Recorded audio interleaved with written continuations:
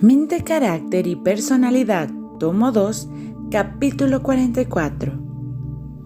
Leyes que gobiernan la mente.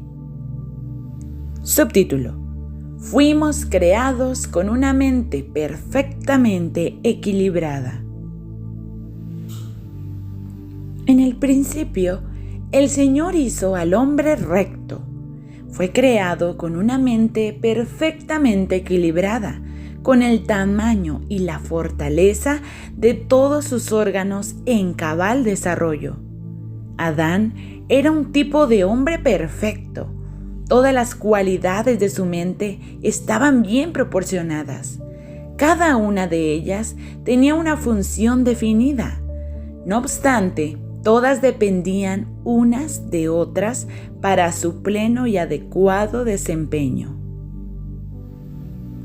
Subtítulo: El Creador instituyó las leyes de la mente. El que creó la mente y ordenó sus leyes, dispuso su desarrollo de acuerdo con ellas. Subtítulo: Las grandes leyes de Dios. Hay grandes leyes que gobiernan el mundo de la naturaleza, y las cosas espirituales están bajo el control de principios igualmente seguros. Es necesario emplear medios que conduzcan a un fin si se desea lograr los resultados buscados. Dios ha señalado a cada hombre una labor de acuerdo con su capacidad. Las personas deben ser calificadas mediante la educación y la práctica para hacer frente a cualquier emergencia que pudiera surgir.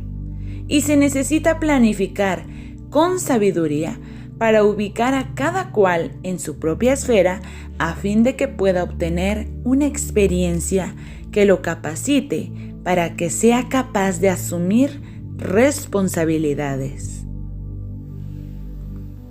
Subtítulo: La transgresión de las leyes de la naturaleza es pecado. Una constante transgresión de las leyes de la naturaleza es una permanente transgresión a la ley de Dios. El actual peso de sufrimiento y angustia que vemos por todas partes, la actual deformidad, decrepitud, enfermedad e imbecilidad que inundan el mundo, hacen de él un lazareto en comparación con lo que Dios quería que fuera y para lo cual lo había designado. Y la actual generación es débil mental, moral y físicamente. Toda esta miseria se ha ido acumulando de generación en generación, porque el hombre caído ha estado dispuesto a quebrantar la ley de Dios. Mediante la complacencia del apetito pervertido se cometen algunos pecados de mayor magnitud. Subtítulo: La transgresión rompe la armonía. El mismo poder que sostiene la naturaleza trabaja también en el hombre. Las mismas grandes leyes que guían igualmente a la estrella y al átomo rigen la vida humana. Las leyes que gobiernan la acción del corazón para regular la salida de la corriente de vida al cuerpo son las leyes de la poderosa inteligencia que tiene jurisdicción sobre el alma. De esta inteligencia procede toda la vida. Únicamente en la armonía con Dios se puede hallar la verdadera esfera de acción de la vida. La condición para todos los objetos de su creación es la misma: una vida sostenida por la vida que se recibe de Dios, una vida que esté en armonía con la voluntad del Creador. Transgredir su ley, física, mental o moral, significa perder la armonía con el universo, introducir discordia, anarquía y ruina. Subtítulo: El efecto sigue a la causa con toda seguridad. Según las leyes de Dios que rigen en la naturaleza, el efecto sigue a la causa con invariable seguridad. La siega es un testimonio de la siembra. Aquí no hay simulación posible. Los hombres pueden engañar a sus semejantes y recibir alabanza y compensación por un servicio que no han prestado. Pero en la naturaleza no puede haber engaño. La cosecha dicta sentencia de condenación para el agricultor infiel. Y en su sentido superior, esto se aplica también al campo de lo espiritual. El mal triunfa aparentemente, pero no en realidad.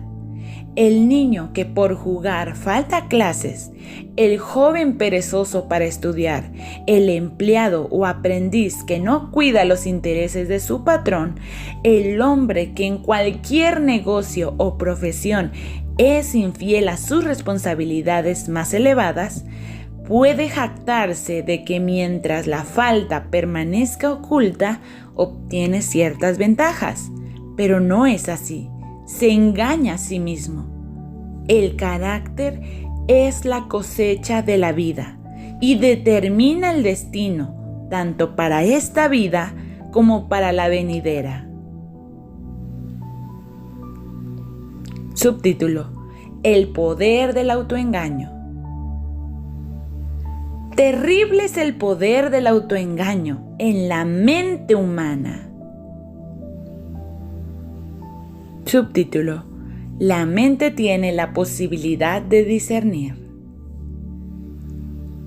La mente humana está dotada de poder para discernir entre lo bueno y lo malo. Dios quiere que los hombres no decidan por impulso, sino por el peso de la evidencia, comparando cuidadosamente un pasaje de la Escritura con otro. Si los judíos hubiesen puesto a un lado los prejuicios y comparado la profecía escrita con los hechos que caracterizaban la vida de Jesús, habrían percibido una hermosa armonía entre las profecías y su cumplimiento en la vida y el ministerio del humilde Galileo. Subtítulo: Las mentes disciplinadas tienen mayor poder de retención. Los hábitos de negligencia deben ser resueltamente vencidos. Muchos piensan que es suficiente excusa para sus mayores errores el invocar su mente olvidadiza. ¿Pero no poseen ellos lo mismo que otros? ¿Facultades intelectuales? Entonces deben disciplinar su mente para que sea retentiva. Es un pecado olvidar. Es un pecado ser negligente. Si adquieren el hábito de la negligencia, puede ser que descuiden la salvación de su propia alma y al fin hallen que no están preparados para el reino de Dios. Subtítulo: La mente se adapta a las dimensiones de lo familiar.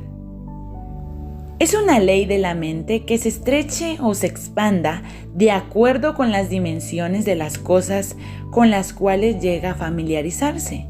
Las facultades mentales, con toda seguridad, se reducirán y perderán su capacidad de captar el profundo significado de la palabra de Dios, a menos que se las ponga vigorosa y persistentemente a cumplir la tarea de investigar la verdad. Subtítulo: La mente se adapta a aquello en lo cual se espacía.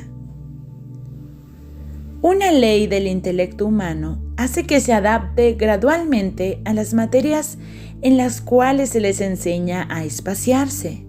Si se dedica solamente a asuntos triviales, se atrofia y se debilita. Si no se le exige que considere problemas difíciles, con el tiempo pierde su capacidad de crecer. Como instrumento educador, la Biblia no tiene rival. En la palabra de Dios, la mente halla temas para la meditación más profunda y las aspiraciones más sublimes. La Biblia es la historia más instructiva que poseen los hombres.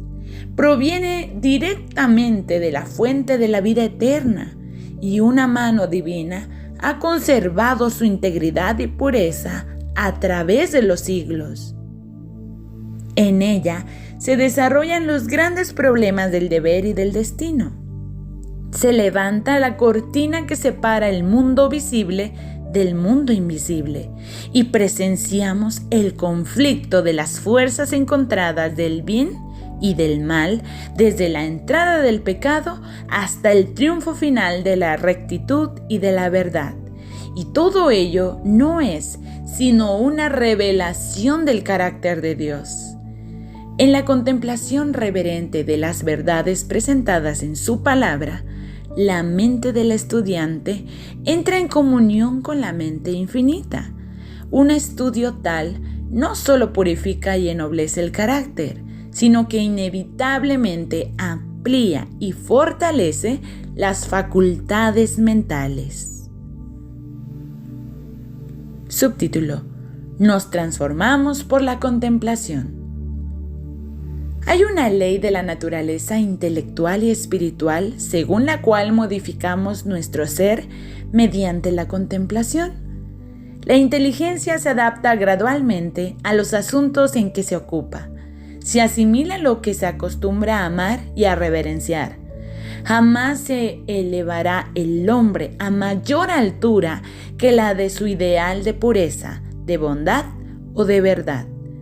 Si se considera a sí mismo como el ideal más sublime, jamás llegará a cosa más exaltada. Caerá más bien en bajezas siempre mayores. Solo la gracia de Dios puede elevar al hombre. Si depende de sus propios recursos, su conducta empeorará inevitablemente. Subtítulo: La ley del deseo sustitutivo. Gran daño se hace por la falta de firmeza y decisión.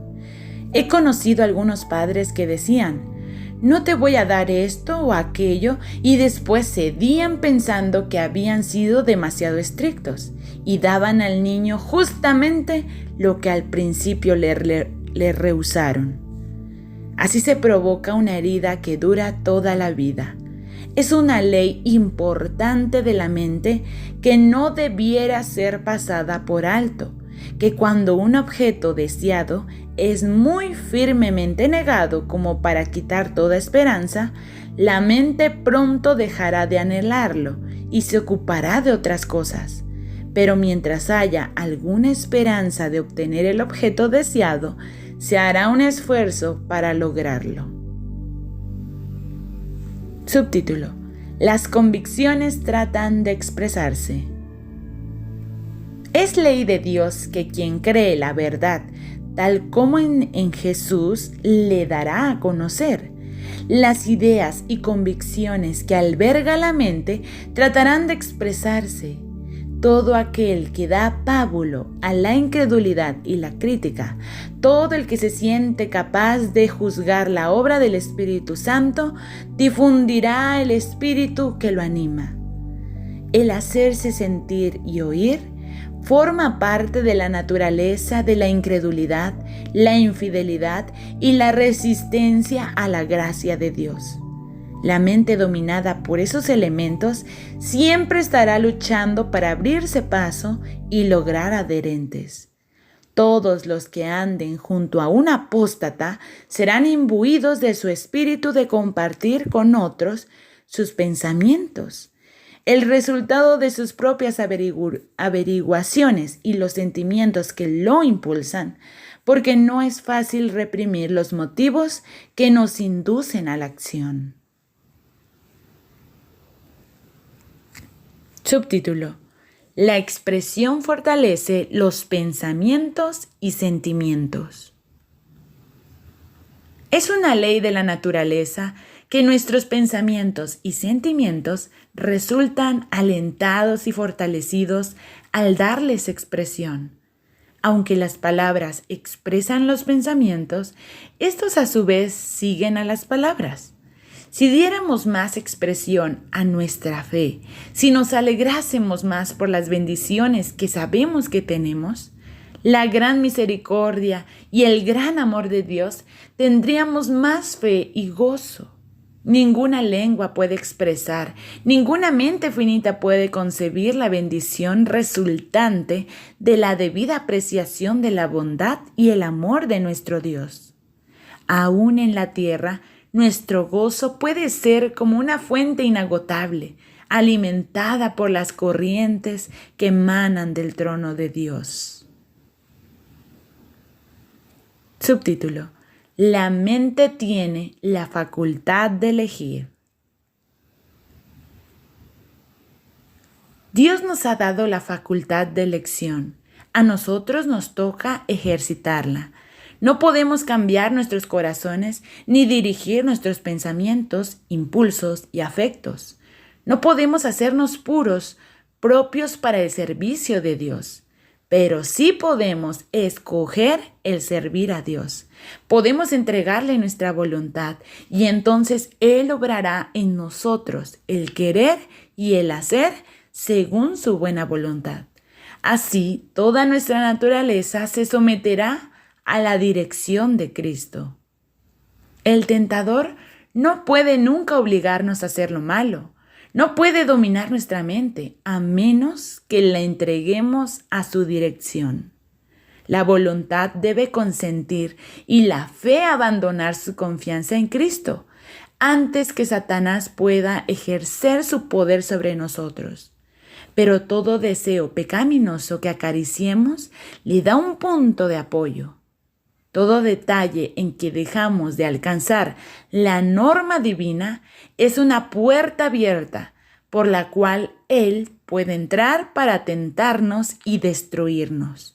Y todo fracaso o derrota de nuestra parte le da ocasión de vituperar a Cristo. Subtítulo: El ser humano está provisto de libertad moral. Para incitar la rebelión de la raza caída, Satanás hizo aparecer a Dios como injusto por haber permitido que el ser humano violara su ley. Dijo el artero tentador: si Dios sabía cuál iba a ser el resultado, ¿por qué permitió que la humanidad fuera probada, que pecara e introdujera la desgracia y la muerte? Millares de personas repiten hoy la misma queja contra Dios. No comprenden que al quitarle al ser humano la libertad de elegir, le roban su prerrogativa como ente racional y lo convierten en un mero autómata. No es el propósito de Dios forzar la voluntad de nadie. El ser humano fue creado moralmente libre. Como los habitantes de todos los otros mundos, debe ser sometido a la prueba de la obediencia, pero nunca se lo coloca en una situación en la cual se haya obligado a ceder al mal. No puede sobrevenirle tentación o prueba alguna que no sea capaz de resistir. Dios tomó medidas tales que nunca tuvo el ser humano que ser necesariamente derrotado en su conflicto con Satanás. Subtítulo: El presente afecta las decisiones futuras. Todo su futuro estará influenciado, para bien o para mal, por la senda que usted elija recorrer ahora. Subtítulo: La ventaja de la independencia personal. Dios no quiso nunca que una mente humana estuviera bajo el dominio completo de otra. Los que tienen por objeto educar a sus alumnos para que vean y sientan que tienen en sí el poder de ser hombres y mujeres de principios firmes, preparados para afrontar cualquier situación de la vida, son los maestros de mayor utilidad y éxito permanente. Puede ser que su obra no sea vista bajo los aspectos más ventajosos por los observadores descuidados, y que sus labores no sean apreciadas tan altamente como las del maestro que domina la mente y la voluntad de sus alumnos por la autoridad absoluta. Pero la vida futura de los alumnos demostrará los mejores resultados de ese mejor plan de educación.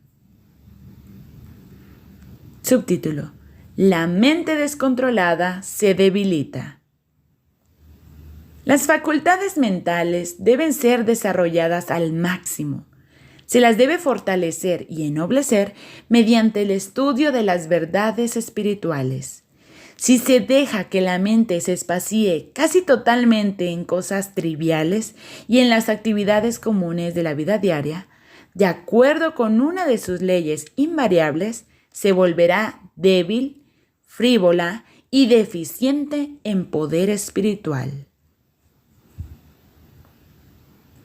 Subtítulo: El prejuicio impide que la luz ilumine. Los que permiten que el prejuicio impida que la mente reciba la verdad no pueden ser receptáculos de la iluminación divina. Sin embargo, cuando se presentan una interpretación de las Escrituras, muchos no preguntan: ¿es correcta?